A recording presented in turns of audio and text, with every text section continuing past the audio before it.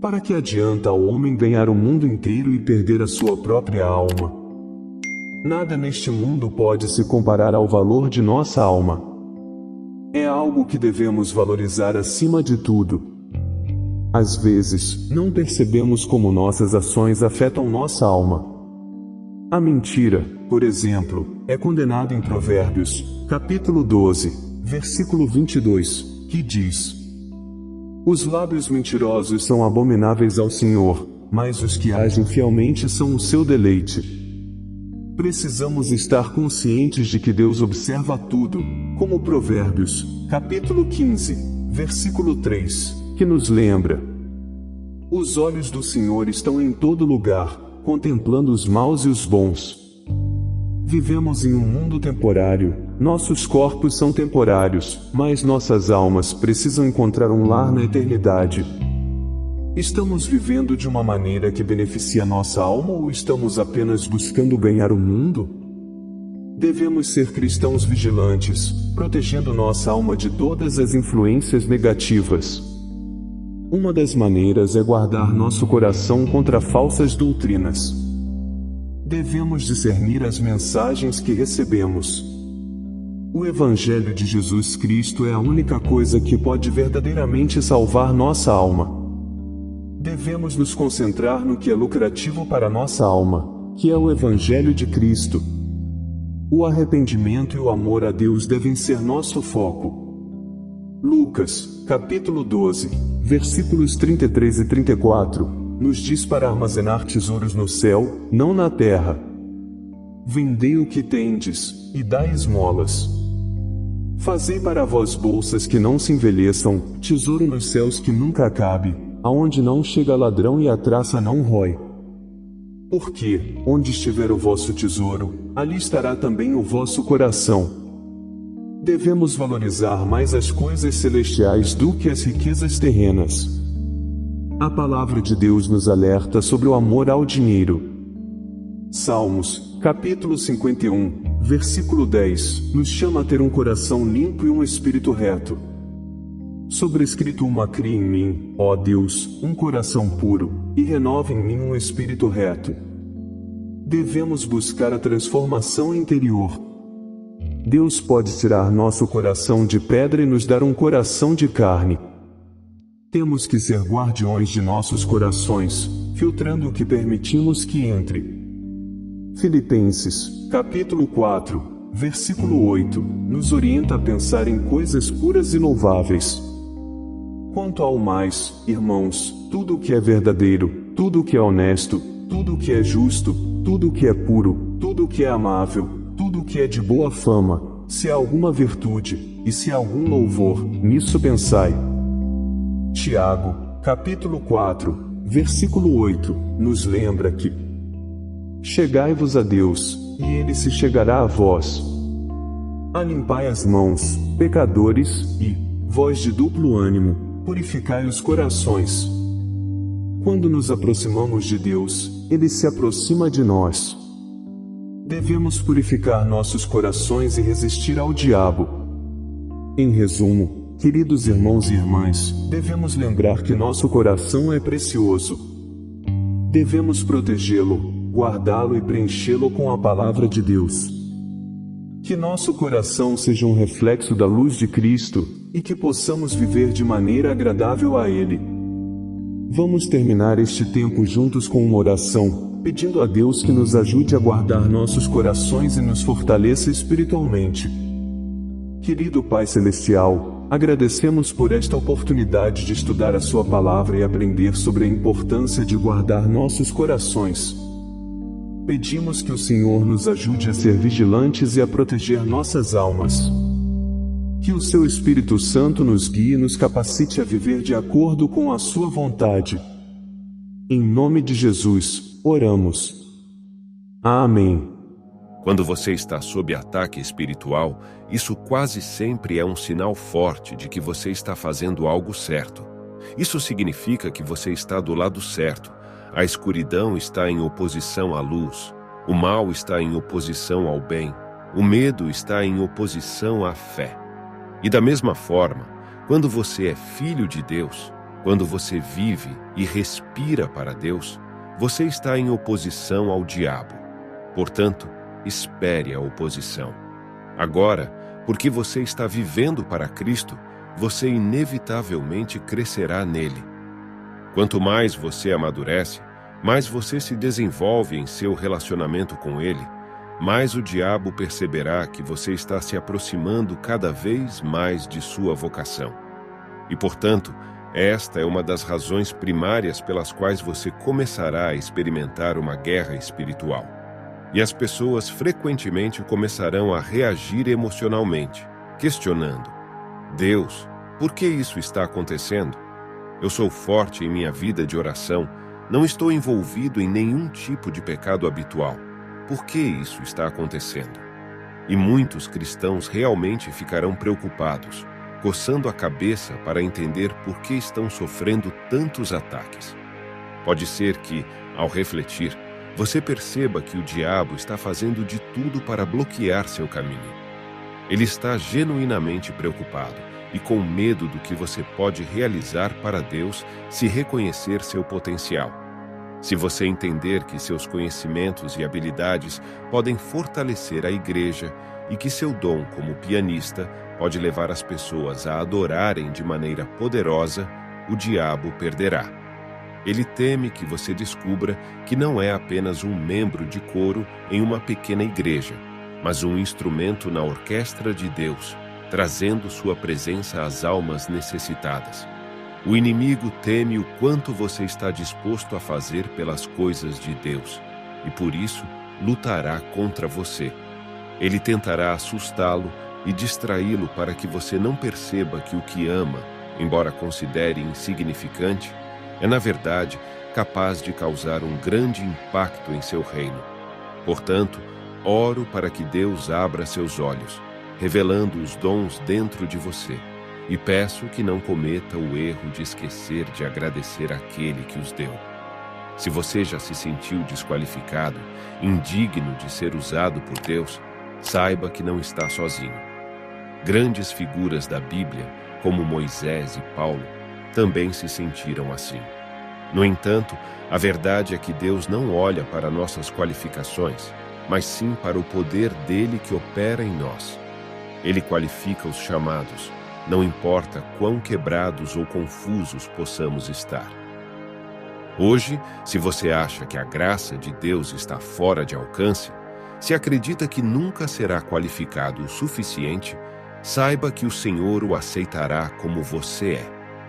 Ele não espera que você esteja perfeito. Ele não chama os qualificados, mas qualifica os chamados. Não importa quão imperfeito você seja, o poder de Deus é aperfeiçoado em sua fraqueza. Nossa salvação não depende de nós, mas do amor incondicional de Deus. Quando nos sentimos distantes dele, perdidos ou sem esperança, podemos correr para ele. Não há condições ou requisitos. Ele não nos rejeitará, não importa o estado em que nos encontramos. Ele está sempre pronto para nos abraçar e nos acolher como seus filhos amados. Portanto, lembre-se de que no reino de Deus somos todos quebrados e imperfeitos, salvos pela graça divina. Não é necessário ter todas as respostas. Deus está lá, de braços abertos, pronto para nos receber, independentemente de nossas falhas. Sejamos pessoas de fé, conhecidas por superar a ansiedade e confiar que, não importa o que aconteça, Deus está no controle. Oremos. Senhor Deus, em momentos de ataque espiritual, buscamos Tua proteção e auxílio. Reconhecemos que esses ataques são sinais de que estamos no caminho certo. Ajuda-nos a usar os dons que nos deste para a Tua glória e a superar a ansiedade através da oração. Tu nos aceitas como somos e nos capacitas para servir em Teu nome. Obrigado por Teu amor incondicional. Amém. Deus sempre quer que seus filhos trilhem o caminho certo. Ele nos deu o Espírito Santo que nos guia para toda a verdade. É possível para um filho de Deus saber que está se desviando do caminho certo. E também é possível saber que estamos de fato no caminho certo. Vamos considerar sinais que mostram que você está no caminho certo. Sinal número 1. Quando você ou suas opiniões são rejeitados pelo mundo, você provavelmente está no caminho certo. Lembro-me de uma citação que afirmou que Jesus disse em João, capítulo 15, versículo 18. O mundo me odiou e odiará vocês também. Em outras palavras, se você é como Jesus, o mundo o odiará. E se o mundo não o odeia, significa que você não é como Jesus. Você tem duas escolhas: ou agrada a Deus Pai, ou pode agradar ao mundo. Eles estão em polos opostos e não se misturam. Você ou ofende a Deus, ou ofende o mundo. Se você concorda com a tendência geral do mundo, isso é um bom sinal de que você não está seguindo na direção certa. A direção do mundo é oposta à direção de Jesus Cristo. A Bíblia nos diz que Satanás é o Deus deste mundo. Quando Satanás levou o Senhor Jesus Cristo a uma montanha muito alta e lhe mostrou todos os reinos do mundo e a glória deles, e os ofereceu ao Senhor Jesus Cristo se ele o adorasse, isso não foi uma falsa bravata. Os reinos deste mundo são dele, e ele tinha e ainda tem todo o direito de dá-los a quem lhe aprouver. É por isso que a trajetória do mundo está cada vez mais distante dos ensinamentos desta Bíblia. Em Mateus, capítulo 7, versículos 13 e 14, lemos: Entrai pela porta estreita, porque larga é a porta, e espaçoso o caminho que conduz à perdição, e muitos são os que entram por ela. E porque estreita é a porta, e apertado o caminho que leva à vida, e poucos há que a encontrem. A porta estreita é o caminho certo, e poucas pessoas o encontram. A porta larga é o caminho mundano, e é a direção que o mundo está tomando. Se você não é mundano, isso é um sinal certo de que você está no caminho certo. O que significa ser mundano? Visto que não vivemos no mundo, às vezes é difícil reconhecer a mundanidade agindo ou pensando como o mundo em nossas próprias vidas. Mas o mundo não deve influenciar nossos pensamentos e ações. Em vez disso, precisamos submeter nossos pensamentos e ações à palavra de Deus. Uma pessoa santa não é mundana. Uma pessoa santa é alguém que está fazendo a vontade de Deus. Você não pode ser mundano e santo ao mesmo tempo. Os dois são polos opostos e não se misturam. Se você está caminhando no caminho da santidade, você está no caminho certo e Deus está satisfeito com você. Ele está olhando para você com um sorriso. Hebreus capítulo 12, versículo 14 diz: Segui a paz com todos e a santificação, sem a qual ninguém verá o Senhor. Se você está realmente buscando a santidade, você está no caminho certo. As pessoas que vivem vidas santas neste mundo são vistas como estranhas e incomuns. Muitas vezes são vistas como anormais pelas pessoas deste mundo. Sinal número 2. Mas a verdade é que viver uma vida santa é viver uma vida solitária, porque é uma vida de separação deste mundo. Mas não é solitária no sentido de que você tem o Espírito Santo e Deus ao seu lado nas tempestades e incêndios da vida. Diz a Bíblia em Isaías, capítulo 43, versículo 2: Quando passares pelas águas, estarei contigo, e quando pelos rios, eles não te submergirão. Quando passares pelo fogo, não te queimarás, nem a chama arderá em ti. Um dos sinais de que você está no caminho certo é que, se você tiver que passar pelas provações da vida, Deus estará presente com você. Nas águas da vida, Ele garantirá que você não seja inundado. A jornada cristã terá obstáculos e desafios. Deus não removerá obstáculos e desafios. No entanto, Ele estará com você enquanto você os enfrenta. Infelizmente, as pessoas tendem a acreditar que, porque enfrentaram alguma adversidade, isso significa que estão no caminho errado. E o diabo faz um trabalho fantástico abordando as pessoas durante suas provações ardentes na vida e lhes dizendo: Deus está contra você. Deus é um inimigo para você. Deus está zangado com você e oposto a você. Mas Isaías aparece e nos diz que Deus está com você. Lembre-se, adversidade e obstáculos não significam que você está no caminho errado. Concentre-se na escolha das palavras do profeta. O profeta afirma: quando, não se, mas quando passares pelas águas e quando passares pelo fogo, eu estarei contigo. Deus diz que Ele mesmo estará lá. Deus diz que Ele não está enviando um anjo ou uma equipe de resgate. Não, Deus, Ele mesmo estará lá nessa situação com você. Deus entra na situação com o seu povo. As vitórias sobre os obstáculos da vida são provas seguras de que você está caminhando de acordo com o caminho de Deus para a sua vida. Jó passou pelas provações da vida e estava no caminho certo. Ele foi até mesmo descrito como um homem íntegro e reto. Se você olhar para Jó no capítulo 1 e Jó no capítulo 42, ele é um homem completamente diferente do que era no início do livro de Jó. Ele conheceu e entendeu a Deus de uma maneira em que poucas pessoas chegarão a conhecer. A verdade é que há algumas coisas sobre Deus que você só pode aprender por meio do sofrimento. Filipenses capítulo 3, versículo 10. Para conhecer Cristo e o poder da sua ressurreição e a comunhão dos seus sofrimentos, conformando-me com ele na sua morte. A ambição singular do apóstolo Paulo na vida era conhecer Jesus Cristo de forma experiencial.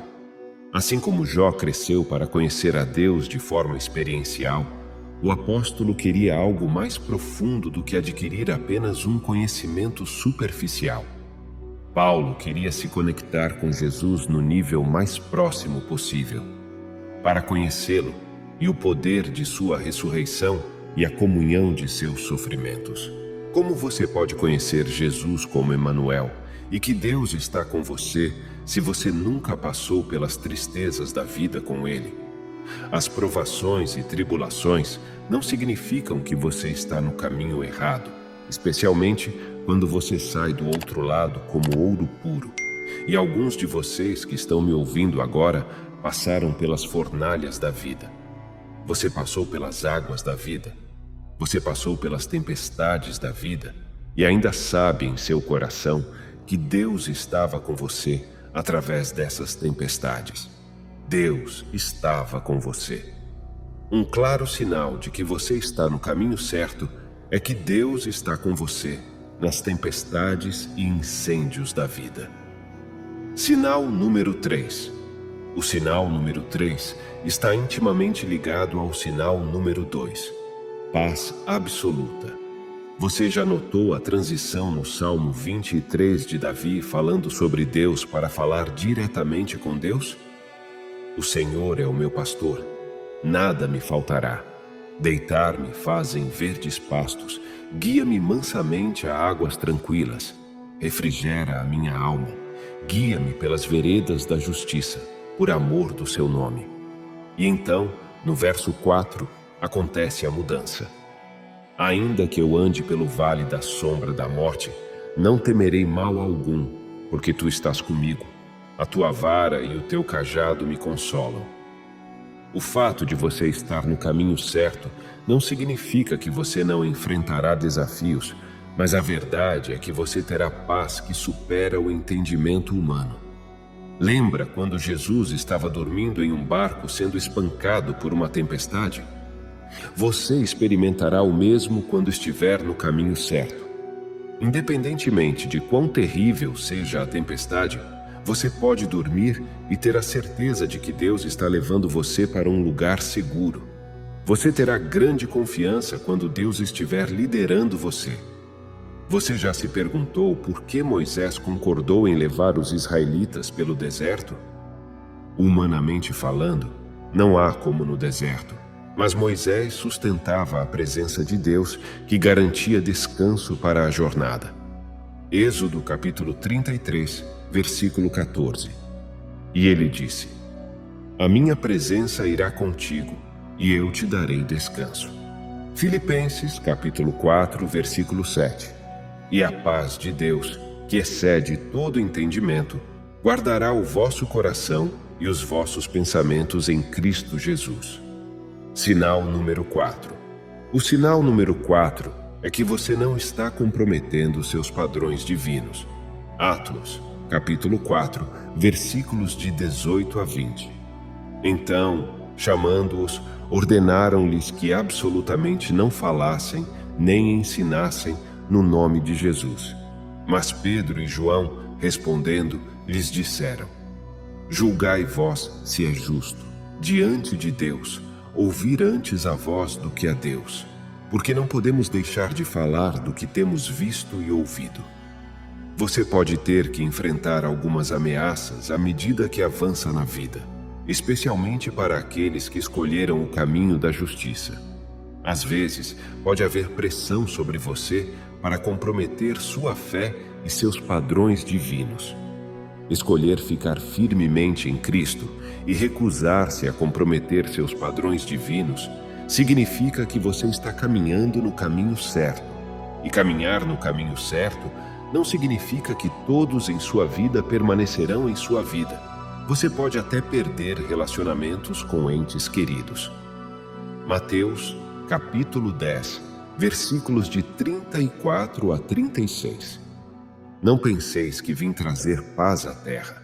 Não vim trazer paz, mas espada. Porque vim pôr em dissensão o homem contra seu pai, a filha contra sua mãe e a nora contra sua sogra. E assim, os inimigos do homem serão os seus familiares. Um comentário bíblico endurecido afirma o seguinte sobre este verso: a mensagem de Jesus, refletida no Sermão da Montanha, é realmente uma mensagem de paz. Mas como exige que o indivíduo se comprometa radicalmente com Jesus, é uma mensagem de paz que divide entre aqueles que a escolhem e aqueles que a rejeitam. Jesus explicou com firmeza que o discípulo deve amar e seguir Jesus supremamente. Nossa devoção a Jesus deve vir mesmo acima de nossa própria família. José era comprometido com a justiça, então evitou a fornicação. Daniel recusou-se a se contaminar com a comida do rei na Babilônia. Os 3 hebreus preferiram morrer a se curvar diante da imagem de Nabucodonosor.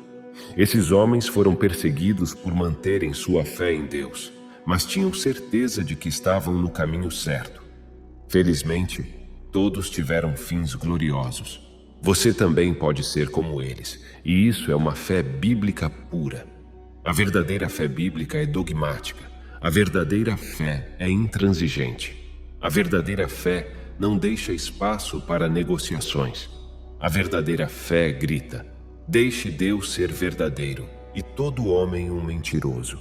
Amado Deus, em humildade e reverência, nos aproximamos de Ti em busca de clareza e orientação.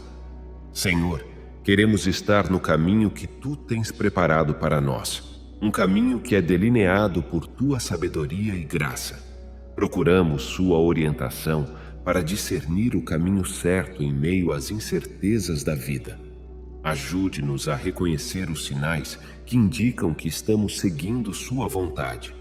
Dê-nos a força para resistir às pressões de comprometer nossos princípios divinos e nos conceda coragem para enfrentar os desafios com a certeza de Sua presença ao nosso lado. Que Sua paz, que vai além da compreensão humana, nos fortaleça durante as tempestades da vida. Ajude-nos a confiar em Sua liderança e a permanecer firmes em nossa devoção, mesmo quando o mundo ao redor nos desencoraja. Que possamos ser exemplos de fé inabalável, assim como os antigos servos que confiaram em Sua palavra. Deus misericordioso, guie-nos em direção à Tua vontade, fortaleça nossa fé e permita que nossas vidas sejam um reflexo do Teu amor e verdade. Em Teu santo nome, oramos. Amém. Amado, se você busca o Senhor, Se você o busca com todo o seu coração, você o encontrará. Muitas vezes gastamos tanta energia, gastamos tanto esforço e tempo buscando coisas, buscando pessoas, buscando dinheiro. Gastamos muita energia buscando afeto, buscando aprovação em todas as coisas. Coisas que são temporárias, coisas que passarão. Mas a mensagem de hoje, meus irmãos, é que precisamos buscar Jesus Cristo antes de buscar as coisas desta terra. Chame pelo nome que está acima de qualquer outro nome, o nome de Jesus Cristo. Eu encorajo você a buscar proteção sob o leão da tribo de Judá. Busque tranquilidade no príncipe da paz. Busque o Deus Todo-Poderoso, aquele que é, que era e que há de vir. Eu encorajo você a buscar, a chamar, a perseguir aquele que comanda milhões de anjos, aquele que fala e cria. Chame aquele que tem as chaves da vida e da morte em suas mãos. Então, qualquer que seja a situação que você enfrenta hoje, qualquer circunstância ou situação que você esteja enfrentando, Deus quer que você chame por Ele. Jeremias capítulo 33, versículo 3 diz: Clama a mim e responder-te-ei, e anunciar-te-ei coisas grandes e firmes que não sabes. Que maravilha saber que o Senhor disse que Ele responderá quando chamarmos. E então Salmos capítulo 50, versículo 15 diz: E invoca-me no dia da angústia, eu te livrarei, e tu me glorificarás. E assim, quero encorajar você. Quando você olhar para a palavra de Deus, quando você olhar para suas promessas, Ele diz: Confie em mim em seus momentos de angústia e eu vou te resgatar. Ele diz: Permaneça em mim e eu vou te restaurar. Ele diz: Venha a mim, todos que estão cansados e sobrecarregados, e eu te darei descanso. Então, que a sua esperança seja encontrada em Deus. Ele tem a solução perfeita em cada momento. Então chame por Ele, seja de dia ou de noite. E assim, com este entendimento, vamos orar. Nosso Pai Celestial, meu Senhor e Salvador Jesus Cristo, meu Redentor e bom pastor, venho diante de Ti hoje com um coração humilde e minha fé elevada. Teu nome está acima de todos os outros nomes. Obrigado, Senhor, pelo Teu incrível e eterno amor. Louvo o Teu santo nome hoje. E reconheço que Tu és o único Deus. Teu é o poder, e a glória, e a honra. Obrigado, Pai, porque Tu és fiel em me equipar com tudo o que eu preciso. Tu és fiel em me dar os recursos que eu preciso para caminhar com ousadia e autoridade nesta vida. Tua sabedoria é incomparável e Teu poder é inigualável. Tu és um Deus que nos provê tudo com mais do que precisamos, acima e além de todas as nossas expectativas, seja para cura, restauração, proteção ou paz. Olhamos apenas para Ti. Olhamos apenas para Ti, Senhor Jesus. Quando estou fraco, Senhor, Tu és forte.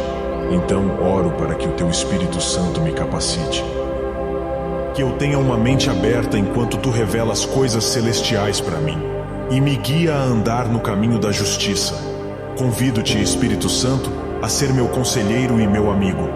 Liberta-me das minhas tendências errantes e desejos, enquanto busco construir um relacionamento com Jesus Cristo. Liberta minha mente de tudo o que busca prejudicar ou atrasar o meu desenvolvimento como crente em Ti. Liberta minha mente de todas as amarras do estresse ou da depressão, porque não me foi dado um espírito de medo, mas de amor e de uma mente sã. Enquanto abraço a Tua presença com poder, peço que minha vida reflita minha jornada contigo. Tu és um Deus que sempre foi fiel. Sempre que precisei de cura, encontrei-a em Teus braços. Cada vez que me senti vazio, encontrei plenitude em Tua presença. E Te agradeço, Senhor, porque mesmo quando me senti perdido, Tu estiveste mais perto do que um irmão. Tu foste uma luz iluminando meus caminhos. Que Tu me dês a força necessária para cada dia. Que o Espírito Santo me conduza a um futuro enraizado em Cristo. Oro para que Tu renoves, restaures e vivifiques meu coração, minha mente e minha alma. Declaro paz em todas as áreas onde há inquietação. Oro por encerramento em todas as áreas que tenham vazios. Que nada deste mundo perturbe meu coração. Declaro a Tua palavra sobre minha vida e digo que aquele que está em mim é maior do que aquele que está no mundo. Digo que meu Deus suprirá todas as minhas necessidades. Digo que nada é impossível para o meu Deus. Digo que posso fazer todas as coisas por meio de Cristo, que me fortalece. Agradeço por me dar a força para vencer o diabo. Agradeço por me dar o poder para andar em vitória e o poder para derrotar o pecado. Tudo vem de ti. Então abençoo o teu santo nome. Me humilho e me rendo a tudo o que sou a ti. Confio e acredito que tu me redimirás e me tornarás inteiro. Graça sobre graça é o que experimentarei em minha vida, em nome de Jesus. Confesso que tudo está bem dentro da minha alma. Tudo está bem dentro de mim. Confesso que tudo está bem na minha vida e na minha casa. Que o Espírito Santo me conceda coragem e ousadia. Que ele me ajude a ser forte e firme na fé. Oro para que não seja encontrado com medo em nenhuma área da minha vida. Oro para que não seja um cristão oprimido pela preocupação, pela ansiedade ou pelo estresse, em nome de Jesus. Pai, reivindico a tua palavra e com a certeza de que a bondade e a misericórdia me seguirão todos os dias da minha vida. Tenho vitória no nome de Jesus. Vitória sobre o mal. Vitória sobre todo Golias. Declaro que tenho vitória sobre os obstáculos criados pelo inimigo por meio do poder que está no sangue do Cordeiro. Poder que me permite vencer diariamente, ser abençoado diariamente, acordar em tua graça e misericórdia todos os dias. Obrigado por ouvir minha oração. Obrigado por ouvir minha oração, Rei Jesus. Amém e amém. Rei Jesus, o Todo-Poderoso, aquele que há de ser mais confiável, ajude-nos a construir nossa fé. Que o Espírito Santo nos ensine e nos lembre que os problemas que enfrentamos têm um propósito. A dor que sentimos, as pessoas que nos rejeitam, tudo pode ser uma bênção disfarçada. As situações difíceis e as provações pelas quais passamos podem ser o Senhor ordenando nossos passos, nos posicionando para o aumento, para a cura, para a quebra de barreiras. Espírito Santo, ajuda-nos a ver que o Senhor às vezes usa nossos problemas para nos lembrar que Ele é um libertador, um salvador, nossa esperança e resgate. Ele é a pedra angular principal e a solução para todos os nossos problemas. Pai, mesmo que doa quando os problemas surgem, nos dê a graça de manter uma perspectiva eterna. Amém e amém. Coríntios capítulo 4, versículo 17 diz: Porque a nossa leve e momentânea tribulação produz para nós um peso eterno de glória muito excelente. Ajude-nos a manter uma atitude positiva e esperançosa em Ti, Senhor Jesus, porque os problemas que enfrentamos, não importa o quão difíceis ou esmagadores possam parecer no momento, são de fato leves porque são apenas por um curto período de tempo, e eles empalidecem em comparação com a alegria que nos aguarda no céu. Tu, Senhor, és fiel para capacitar.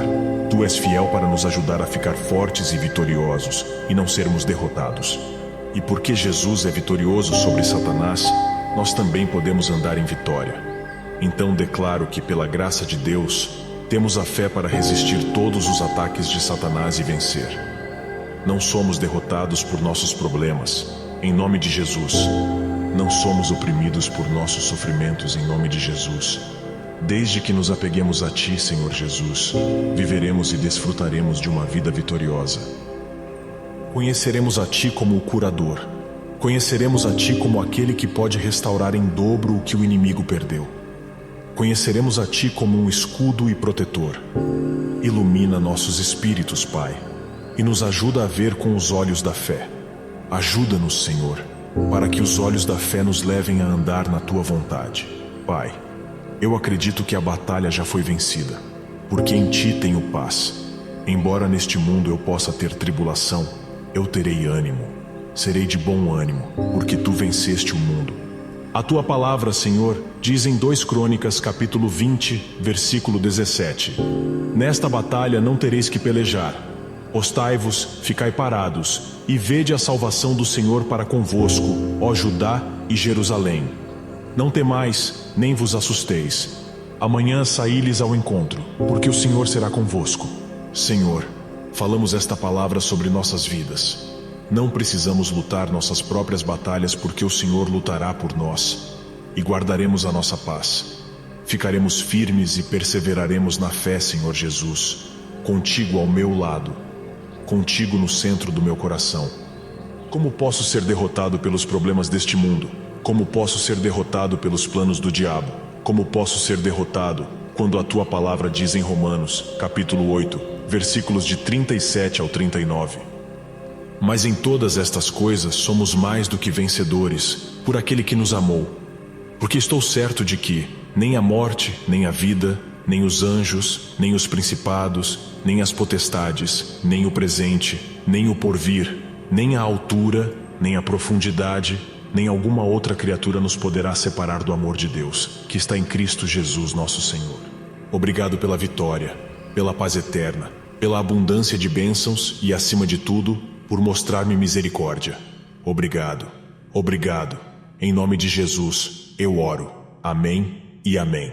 Em seguida, no versículo 14, a Bíblia nos diz que os fariseus, que amavam profundamente o dinheiro, ouviram tudo isso e zombaram de Jesus.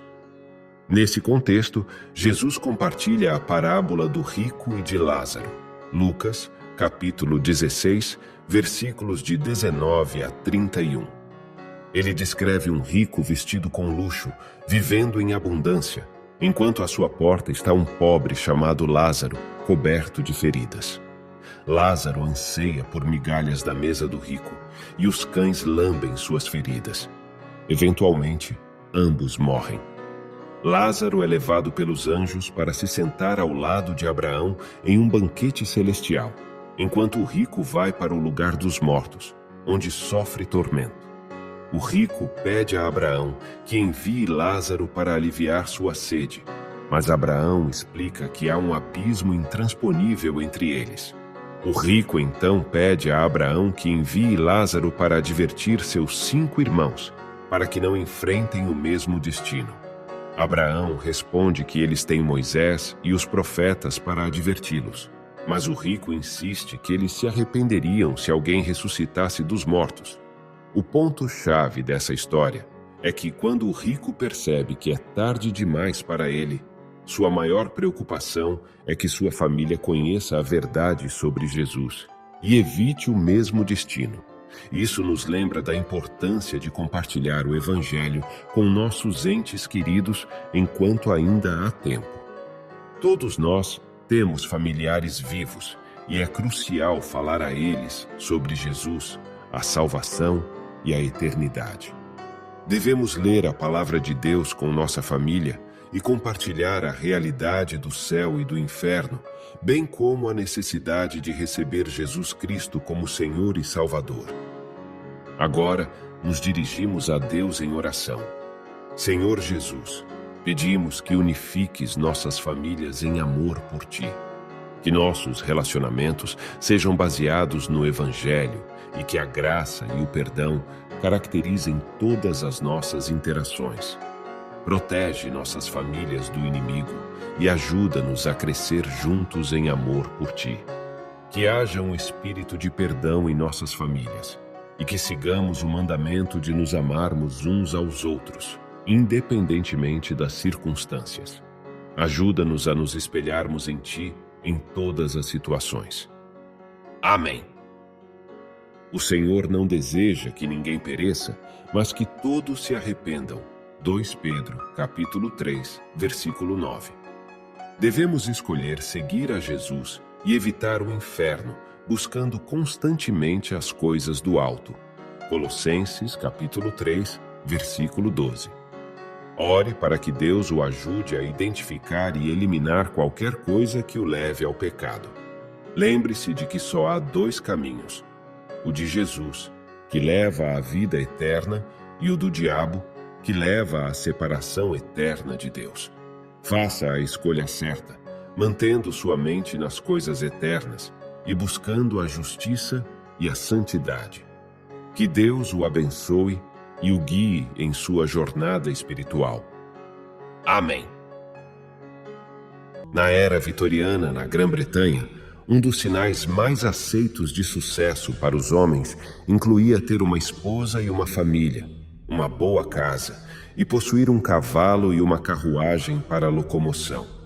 Com a chegada da Grande Depressão em 1929, a sociedade mudou e as pessoas estabeleceram novas normas, como os jardins da poupança, para sobreviver. Após o colapso financeiro de 2008, a sociedade mudou novamente, com as pessoas diversificando seus investimentos, suas economias e a maneira ou o local onde mantinham seu dinheiro. Basta olharmos para quantas coisas são amplamente aceitas hoje em dia, mas que há 10, 50, 100 ou mesmo 200 anos não eram consideradas normais. A violência na televisão, na música e nos videogames tornou-se algo comum na sociedade, enquanto muitos anos atrás não era tão predominante como é hoje. O sexo antes do casamento já foi tabu, mas nos dias de hoje as pessoas ganham a vida tendo relações sexuais antes do casamento e comercializando isso online. Esses são apenas alguns exemplos de mudanças que ocorreram na sociedade ao longo dos anos. Mas o que a Bíblia nos diz sobre as mudanças que ocorrerão na sociedade para sinalizar o quão perto estamos da segunda vinda de Cristo? Bem, a primeira mudança sobre a qual quero falar pode ser encontrada em 1 Timóteo, capítulo 4, versículos 1 e 2, onde a Bíblia diz: O Espírito expressamente diz que nos últimos tempos alguns apostatarão da fé, dando ouvidos a espíritos enganadores e a doutrinas de demônios, pela hipocrisia de homens que falam mentiras e têm a própria consciência cauterizada. Deixe-me listar esses pontos para você. As pessoas nos últimos dias se afastarão da fé, o que significa que haverá uma apostasia, um afastamento. E como isso se parece? Bem, significa menos pessoas frequentando a igreja, menos pessoas se declarando cristãs, menos pessoas praticando o cristianismo em suas vidas diárias, quando se trata de coisas como oração e leitura da palavra de Deus. Pessoas nos últimos dias prestarão atenção a espíritos enganosos e sedutores e a doutrinas de demônios. Este é o ponto em que quero focar, então voltaremos a ele em breve. E as pessoas nos últimos dias serão preenchidas com hipocrisia e mentiras, o que significa que haverá muitos que dirão e pregarão uma coisa, mas viverão de maneira completamente diferente. O último ponto é que as consciências das pessoas serão cauterizadas, o que significa que haverá uma frieza na humanidade, uma falta de amor, um endurecimento do coração, e tudo isso por causa do pecado que está presente na vida de muitos. Na sociedade nos últimos dias, haverá mais aceitação de novos ensinamentos, doutrinas falsas e evangelhos alternativos. E é exatamente isso que a Bíblia quer dizer quando fala em doutrinas de demônios. O diabo nunca se apresentará abertamente. Em vez disso, ele usará homens e mulheres para espalhar o engano. Aqui estão algumas das mensagens-chave daqueles que pregam sob a influência demoníaca. Eles dirão que você alcançará o céu sendo uma boa pessoa e fazendo boas ações, que Deus o aceita do jeito que você é, que é aceitável pecar quando você tem se comportado bem por um longo tempo. No entanto, a palavra de Deus nos diz que não podemos ganhar a salvação por meio de boas obras. A salvação vem apenas pela aceitação de Jesus Cristo como seu Senhor e Salvador, e afastando-se do pecado. A palavra de Deus nos instrui a negar a nós mesmos e a manter nossa carne sob sujeição. E, finalmente, a Bíblia nos diz que o salário do pecado é a morte. Portanto, não há troca entre comportamento bom e pecar livremente. Estas são doutrinas de demônios. Mais cedo neste ano, um relatório foi publicado sobre um distrito do estado de Utah, nos Estados Unidos, proibindo a Bíblia em escolas primárias e secundárias, após reclamações de que o conteúdo era sexualmente explícito. O artigo continua dizendo que um distrito escolar suburbano em Utah proibiu a Bíblia em escolas primárias e secundárias depois que um pai, frustrado com os esforços para banir materiais escolares, argumentou que alguns versículos da Bíblia eram muito vulgares ou violentos para crianças pequenas. A Bíblia diz em Isaías capítulo 5, versículo 20: Ai daqueles que ao mal chamam bem e ao bem mal, que fazem das trevas luz e da luz trevas, que tornam doce o que é amargo e amargo o que é doce. É isso que estamos vendo. O bem está sendo chamado de mal e o mal está sendo chamado de bem. O mundo é um lugar muito diferente do que era há 20 anos. Há muitas mais ameaças com as quais temos que lidar. Ameaças físicas, emocionais e mentais. E, é claro, há muitas mais ameaças espirituais que enfrentamos hoje em dia. O pecado parece muito mais desenfreado e o caos é comum. Basta olhar para a televisão, assistir às notícias e observar a indústria do entretenimento. E você verá que há tanto ódio, idolatria e orgulho que infiltraram nossa cultura. Se não tiver cuidado, é fácil ser influenciado e até mesmo seduzido pelo mal ao nosso redor. Apesar disso, os cristãos são chamados a não deixar seu amor esfriar em tempos de maldade. Em Mateus 24, Jesus responde a 2 perguntas separadas que seus discípulos lhe fizeram. Os discípulos perguntaram quando a queda do templo em Jerusalém aconteceria e quais seriam os sinais do retorno de Jesus. Ambas são preocupações legítimas para os discípulos. Uma aconteceu muito rapidamente, que foi a queda do templo em Jerusalém, ocorrida no ano 70 depois de Cristo, quando o exército romano entrou e desmantelou Jerusalém. A outra ainda está por acontecer, que é a volta de Jesus. Em resposta a essas perguntas, Jesus diz em Mateus, capítulo 24, versículo 12: E por se multiplicar a iniquidade, o amor de muitos esfriará. É difícil dizer se Jesus está falando sobre o aumento da iniquidade antes da queda do templo ou de sua segunda vinda. Provavelmente ele está falando sobre ambos. Seja como for, haverá um momento em que a iniquidade aumentará. O objetivo do cristão é não permitir que a corrupção crescente faça nosso amor esfriar. Podemos ver um aumento em muitas áreas de iniquidade hoje em dia. Muitos se aproveitam dos pobres para enriquecer. Muitos cometem crimes vis por impulso egoísta. Muitos têm pouco respeito pela vida humana. E, infelizmente, em alguns lugares, o aumento da iniquidade pode ser observado até mesmo na igreja. Existem grupos de pessoas dentro da igreja que vivem uma vida de julgamento, que não abraçam pecadores que pecam de maneiras diferentes das delas. Em vez de mostrar amor e compaixão, eles demonstram autodireito e condenação. Precisamos garantir que sejamos pessoas que não deixem nosso amor esfriar, mas, em vez disso, devemos ter um amor profundo por Deus. Não queremos ser exatamente as pessoas das quais a Bíblia fala quando diz que o amor de muitos esfriará. Então, como garantir que não sejamos incluídos nesse grupo?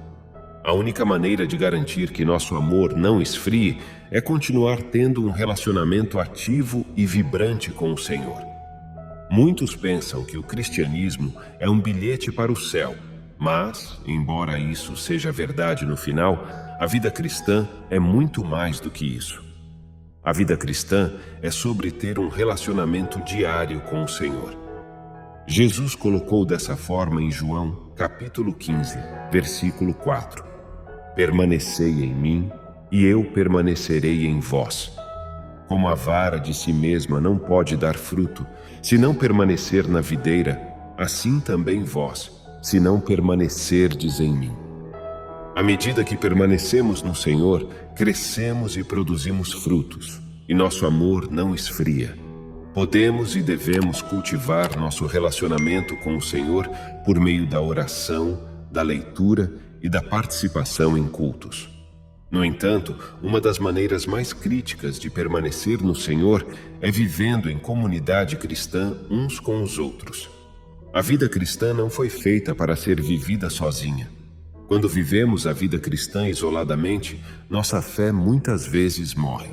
Um estudo foi feito em que um único rato foi colocado em uma gaiola com um comprimido de droga. O estudo visava verificar se o rato consumiria a substância.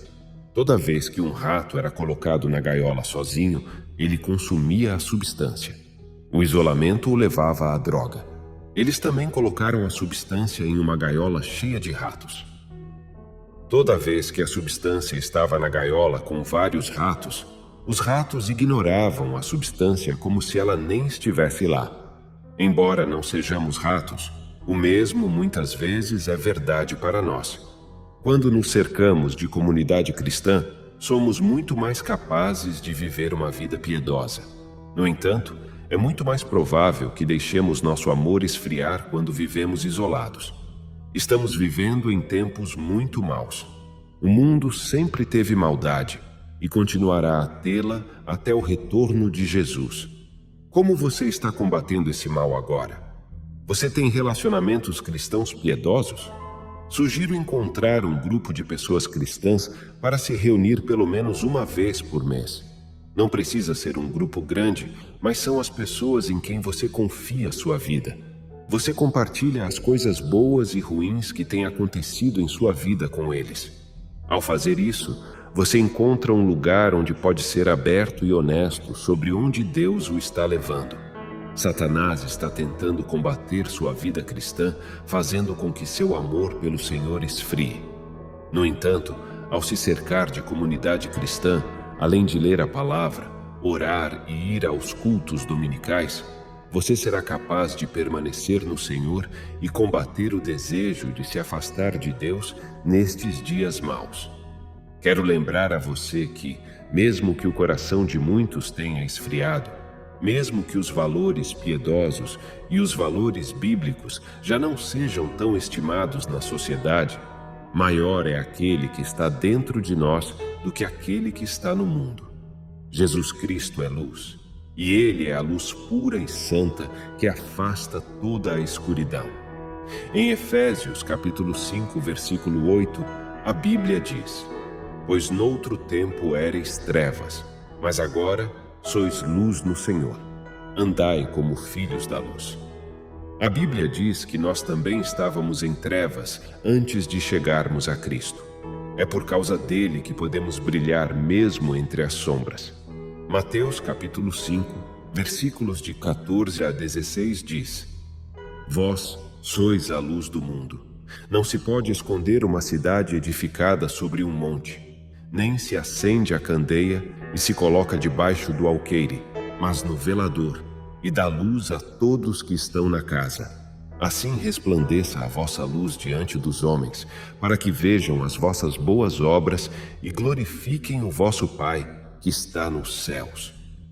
Se você já acendeu uma vela em um quarto escuro, sabe a grande diferença que aquela pequena chama pode fazer.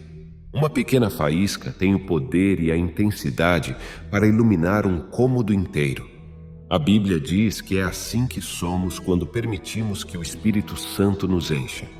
Como filho de Deus, você é como uma vela em um mundo escuro. E quando todos nós nos reunimos com outros crentes em um só propósito, como o corpo de Cristo, então podemos realmente impactar a escuridão neste mundo com a luz de Jesus Cristo que arde dentro de nós. João, capítulo 1, versículo 5 diz: A luz resplandece nas trevas, e as trevas não prevaleceram contra ela. Então, como podemos deixar a luz de Deus brilhar em nós em nossa vida cotidiana?